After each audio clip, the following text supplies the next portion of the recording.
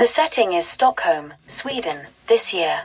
Dr. Nils Arlen, working at the Institute of Technical Research, is about to leave his home to give a talk at Uppsala University on his new invention, and he discusses arrangements for his absence with his assistant, Sven Nystrom. Nystrom intends to work from home, but Arlen shows him where he has hidden the key to his laboratory just in case. While they are talking, Arlen's wife, Helga, complains that the couple will miss a dinner engagement with friends. Arlen tells her she could go on her own, and Helga replies that she could.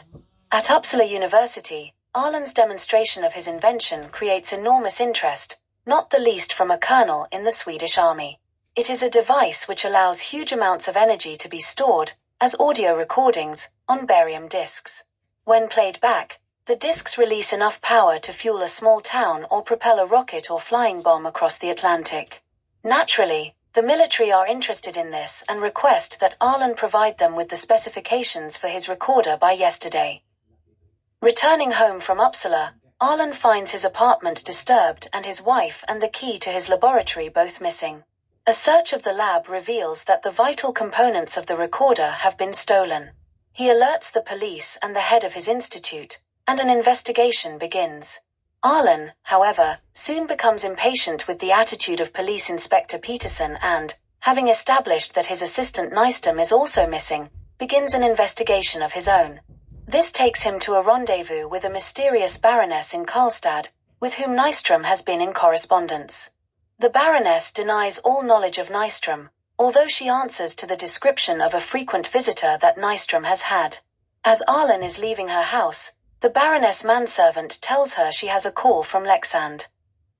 Peterson has also traced the trail to the Baroness, and meets up with Arlen in his car. The two agree to work together. They find out that a plane has been forced to make a landing at Leksand and that Nystrom and Helga were on board. The pair are obviously heading north for the border with Finland in Swedish Lapland, presumably to take the invention to the Soviet Union, although this is never made explicit. From now on, the action switches between Arlen and Peterson and Nystrom and Helga in their race for the border.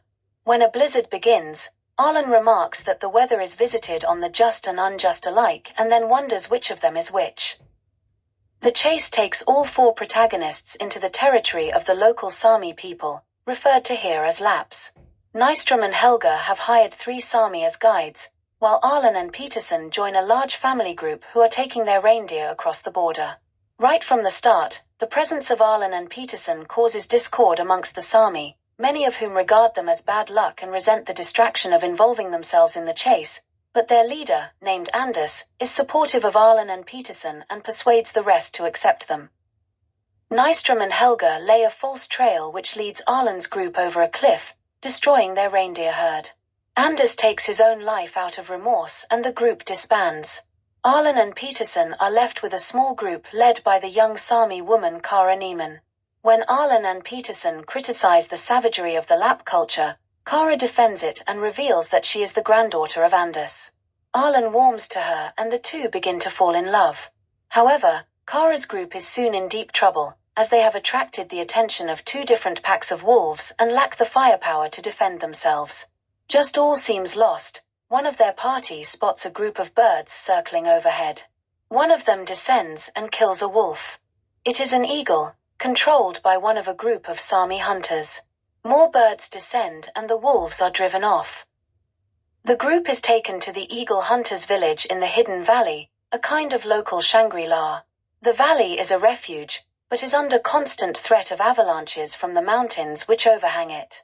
This is why the hunters hunt with eagles and why the children in the village can never laugh or play. Nystrom and Helga are also here and Peterson places them both under arrest. Arlen talks to Helga, who reveals her motives to have been loneliness and frustration. She mocks him for caring more about glass tubes and wires than about flesh and blood. Arlen feels guilty and begs Peterson to let the pair go free. Peterson refuses, but there is a strong suggestion that he will turn a blind eye.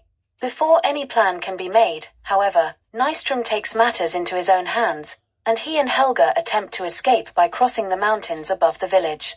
Fearing an avalanche, the locals give chase with their eagles. Peterson and Arlen try to persuade Nystrom to turn back, but he fires at them, starting an avalanche which kills the fugitives but spares the village. The locals reflect that they have been needlessly living in fear for generations, and Arlen and Neiman are free to enjoy their newfound love.